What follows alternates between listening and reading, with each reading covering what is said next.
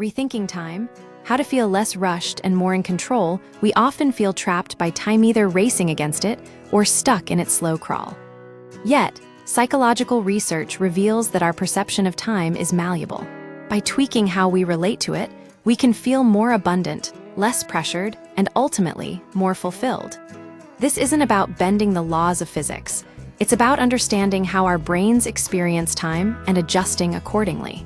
Psychologist Ian Taylor, author of Time Hacks, explains that time is not a rigid constraint, but a subjective framework linking our memories to our future hopes. How our brains construct time: there's no single time center in the brain. Instead, multiple processes work together to create our sense of time. This internal clock isn't fixed. It speeds up or slows down based on attention and mental resources. Key takeaway: our perception of time is a complex interaction between mind, body, and emotions. The emotional accelerator, strong emotions, dramatically warp our experience of time. Anger or sadness can stretch seconds into what feels like minutes, while joy compresses them. This is why time flies when you're having fun isn't just a cliche. The intensity of arousal matters. Calm excitement and intense fear both heighten awareness, but the latter can trigger a slow-motion effect, a survival mechanism that sharpens focus in emergencies. Consider a near-crash scenario. The brain floods with adrenaline, processing details with hyperclarity, making seconds feel like an eternity. This isn't magic. It's the brain prioritizing resources to maximize survival chances. Motivation's role: approach versus avoidance. Beyond emotion, our motivation shapes time perception. When we actively pursue something we want, an approach, state, time seems to accelerate. Conversely, when trying to avoid something unpleasant, an avoidance, state, time drags.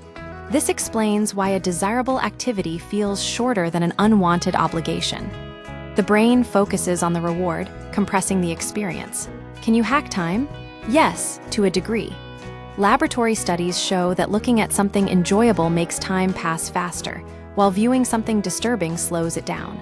Practical application: to make time feel quicker, fill your day with activities you genuinely enjoy. To make it feel more abundant, focus on what you value rather than what you're forced to do. The illusion of busyness: the research is clear. How busy we feel isn't necessarily tied to how busy we are.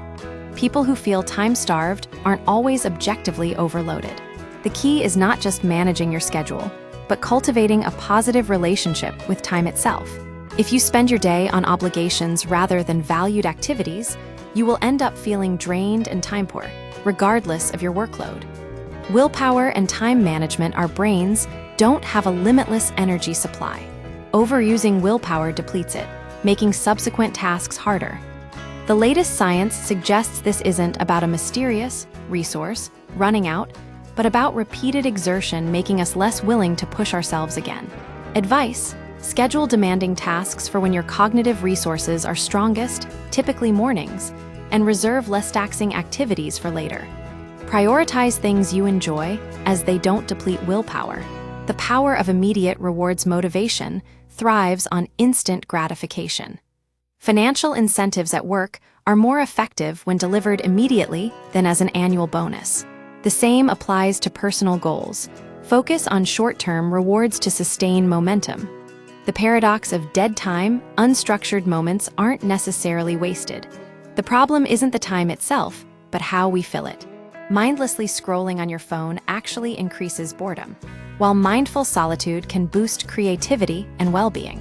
Studies show people would rather endure electric shocks than spend 15 minutes alone with their thoughts, a testament to our discomfort with introspection. However, embracing solitude can lead to personal growth and self-sufficiency. The most important takeaway is that our relationship with time is shaped by our internal state, not just external constraints. By understanding this, we can take control of how we experience the most precious resource of all.